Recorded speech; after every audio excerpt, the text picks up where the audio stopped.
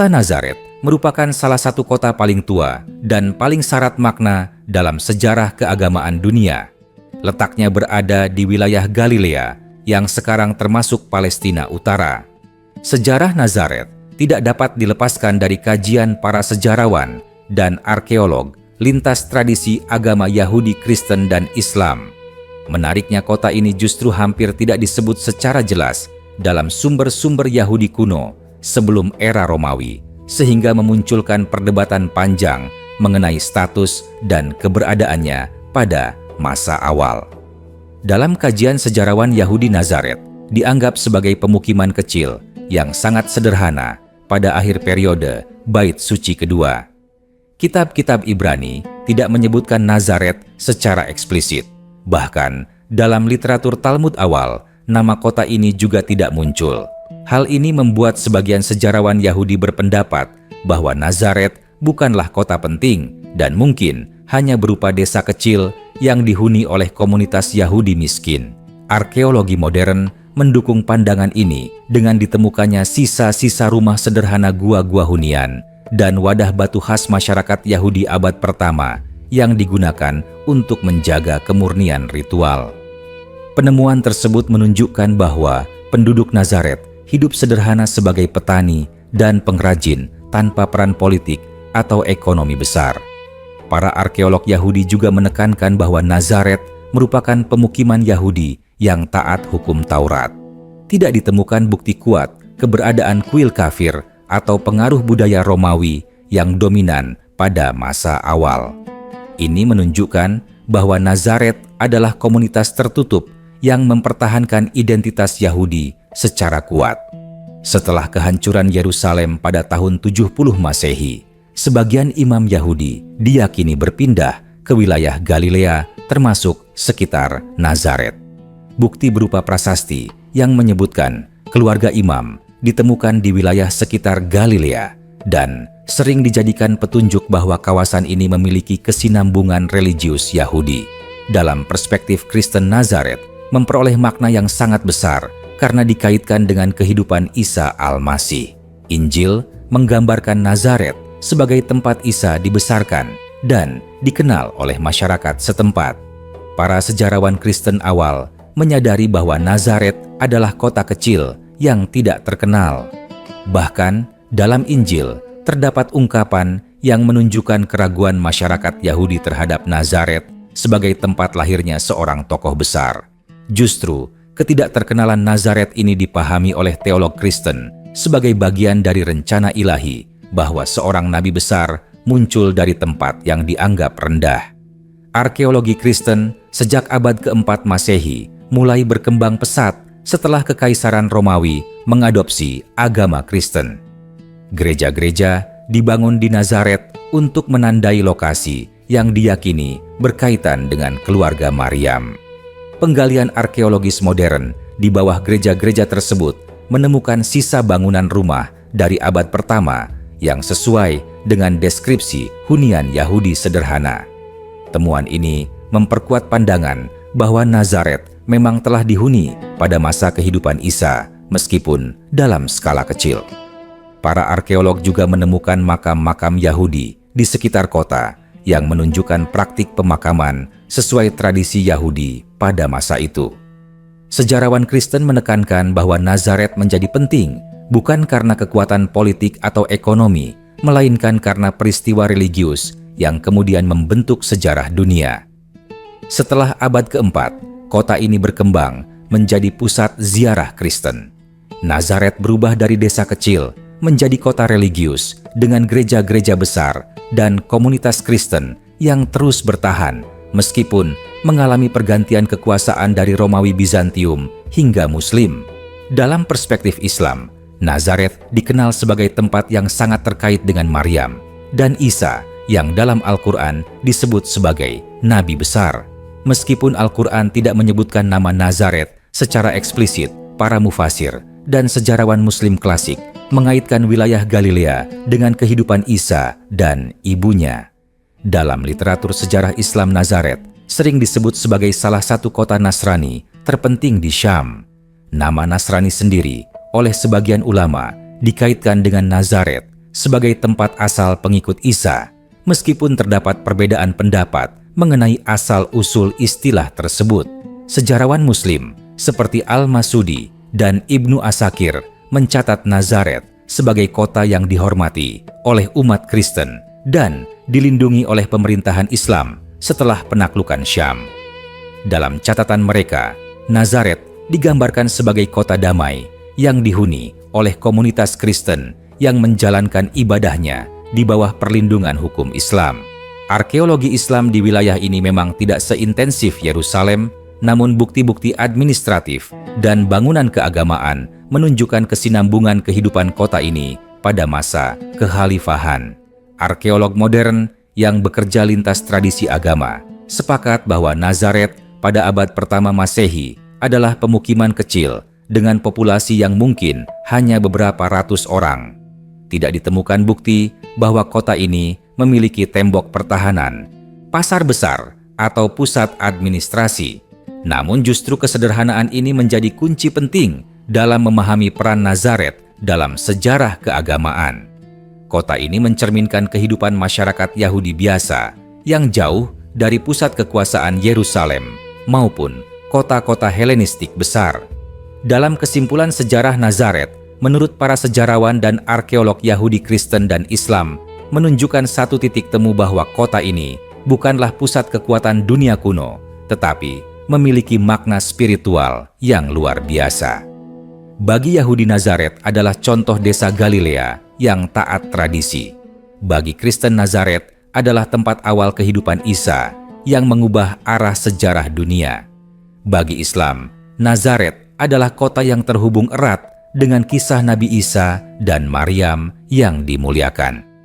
Perpaduan antara kesederhanaan arkeologis dan kedalaman makna religius menjadikan Nazaret sebagai salah satu kota paling unik dalam sejarah manusia. Jika ditelusuri lebih jauh perkembangan Nazaret setelah periode awal Masehi, terlihat bagaimana kota ini perlahan berubah mengikuti dinamika kekuasaan dan keyakinan agama yang silih berganti. Pada masa Romawi akhir, Nazaret masih berada di bawah bayang-bayang kota-kota besar Galilea seperti Seforis yang menjadi pusat administrasi dan budaya.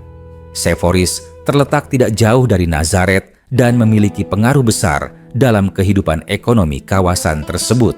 Para arkeolog menduga sebagian penduduk Nazaret bekerja sebagai buruh bangunan atau pengrajin yang terhubung dengan proyek pembangunan di Seforis. Hal ini menjelaskan mengapa Nazaret tetap kecil dan tidak berkembang pesat meskipun berada dekat pusat aktivitas Romawi. Dalam kajian arkeologi terkini, ditemukan bukti bahwa masyarakat Nazaret sangat menjaga identitas keagamaannya. Tidak ditemukannya tembikar impor Romawi dalam jumlah besar menunjukkan adanya sikap selektif terhadap budaya luar. Ini memperkuat pandangan para sejarawan bahwa penduduk Nazaret memilih hidup sederhana dan berjarak dari pengaruh asing. Pola ini sesuai dengan karakter sebagian komunitas Yahudi Galilea yang dikenal kuat mempertahankan tradisi leluhur. Memasuki periode Bizantium, perubahan besar mulai terlihat. Ketika agama Kristen menjadi agama resmi kekaisaran, perhatian terhadap tempat-tempat yang dikaitkan dengan Isa meningkat drastis. Nazaret mulai dicatat dalam dokumen gerejawi dan peta ziarah. Bangunan ibadah Kristen dibangun di atas lokasi yang diyakini memiliki nilai sejarah religius. Transformasi ini mengubah struktur sosial kota. Penduduk Kristen mulai berdatangan baik sebagai peziarah maupun sebagai pemukim. Sejak masa ini, Nazaret tidak lagi sekadar desa terpencil, tetapi mulai dikenal di seluruh wilayah Mediterania Timur. Dalam catatan sejarawan Bizantium, Nazaret digambarkan sebagai kota yang memiliki suasana religius kuat, namun tetap sederhana dibandingkan Yerusalem atau Bethlehem. Arkeologi periode ini menunjukkan lapisan bangunan gereja yang dibangun bertahap seiring meningkatnya arus ziarah.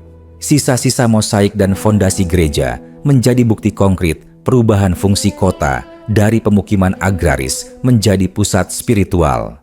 Ketika wilayah Syam berada di bawah pemerintahan Islam, Nazaret memasuki fase baru. Sumber-sumber Islam awal mencerminkan sikap toleransi terhadap komunitas Kristen setempat. kota ini tidak dihancurkan atau diubah secara paksa. Sebaliknya, kehidupan beragama tetap berjalan dengan pengawasan administratif. Hal ini menyebabkan Nazaret tetap menjadi kota Kristen yang hidup di tengah kekuasaan Islam. Para sejarawan Muslim memandang kondisi ini sebagai bagian dari kebijakan perlindungan terhadap ahlu kitab. Dalam masa kekhalifahan dan dinasti-dinasti Islam berikutnya, Nazaret mengalami pasang surut sesuai kondisi politik regional. Meski bukan pusat pemerintahan, kota ini tetap dihuni dan tidak pernah benar-benar ditinggalkan. Catatan perjalanan para musafir Muslim menyebut Nazaret sebagai kota yang indah dengan kebun-kebun dan mata air. Gambaran ini selaras dengan temuan arkeologi yang menunjukkan sistem pertanian sederhana namun berkelanjutan. Pada masa Perang Salib, Nazaret kembali menjadi sasaran perebutan. Kota ini mengalami kerusakan namun tidak hilang dari peta sejarah. Setelah wilayah tersebut kembali dikuasai oleh Muslim, kehidupan kota berangsur pulih. Yang menarik perhatian sejarawan modern adalah kesinambungan penduduk yang tetap bertahan di Nazaret dari satu era ke era lain. Hal ini jarang terjadi pada kota-kota kecil yang sering lenyap akibat perang atau migrasi besar.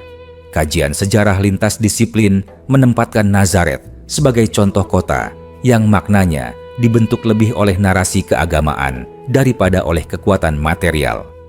Arkeologi memberikan gambaran nyata tentang skala kecil dan kesederhanaan. Sejarah agama memberi makna simbolik yang melampaui ukuran fisik kota. Perbedaan sudut pandang Yahudi, Kristen, dan Islam tidak meniadakan fakta dasar bahwa Nazaret adalah ruang hidup nyata masyarakat biasa yang kemudian menjadi pusat ingatan kolektif umat beriman. Dengan demikian, lanjutan sejarah Nazaret memperlihatkan bagaimana sebuah tempat kecil dapat bertahan ribuan tahun bukan karena keunggulan strategis, melainkan karena nilai spiritual yang terus dihidupkan oleh generasi demi generasi. Kota ini menjadi saksi bahwa sejarah tidak selalu ditentukan oleh istana atau medan perang, tetapi juga oleh desa sederhana yang menyimpan kisah besar bagi peradaban manusia. Dalam kajian kontemporer, para sejarawan mulai menempatkan Nazaret dalam kerangka sejarah sosial yang lebih luas. Fokus tidak lagi hanya pada tokoh-tokoh besar atau bangunan ibadah, tetapi pada kehidupan sehari-hari masyarakatnya. Penelitian antropologi sejarah menunjukkan bahwa penduduk Nazaret selama berabad-abad hidup dengan pola kekeluargaan yang kuat. Struktur sosialnya didominasi oleh keluarga besar yang saling terhubung melalui pernikahan dan kerja bersama.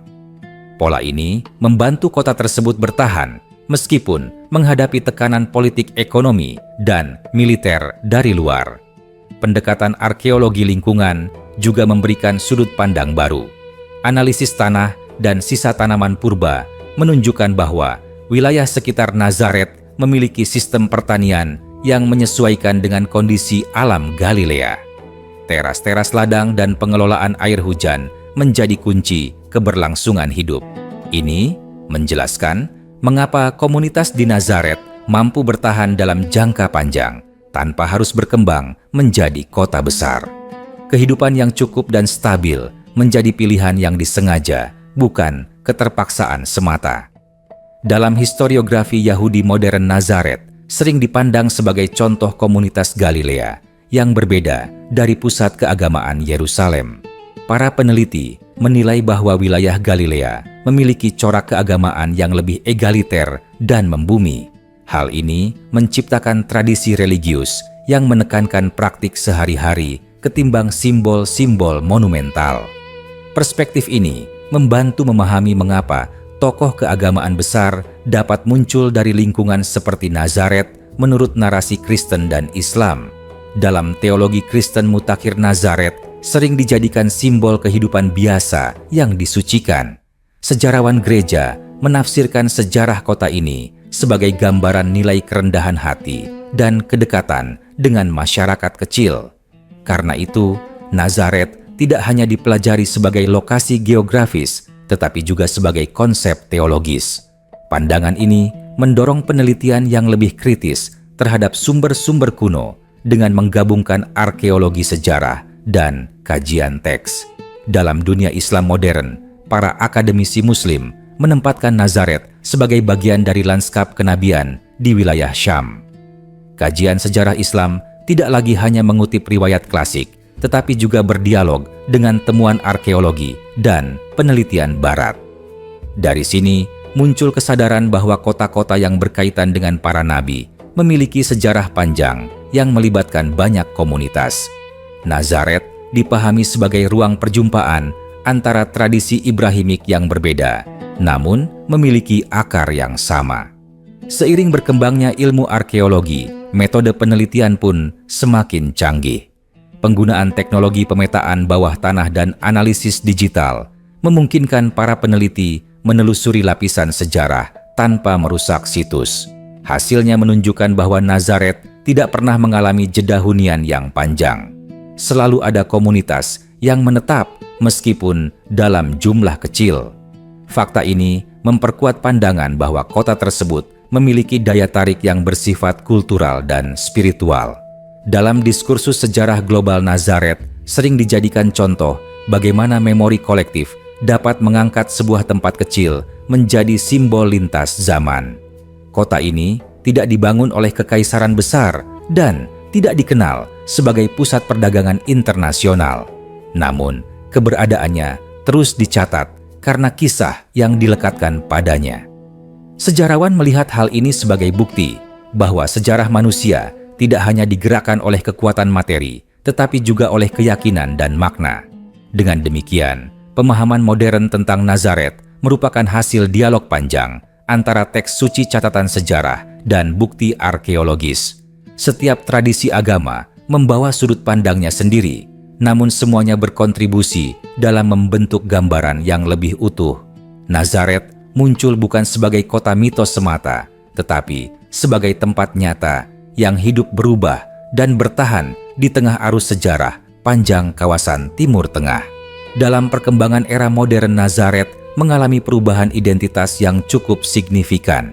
Sejak abad ke-19, kota ini mulai menarik perhatian peneliti Eropa yang datang dengan pendekatan ilmiah baru.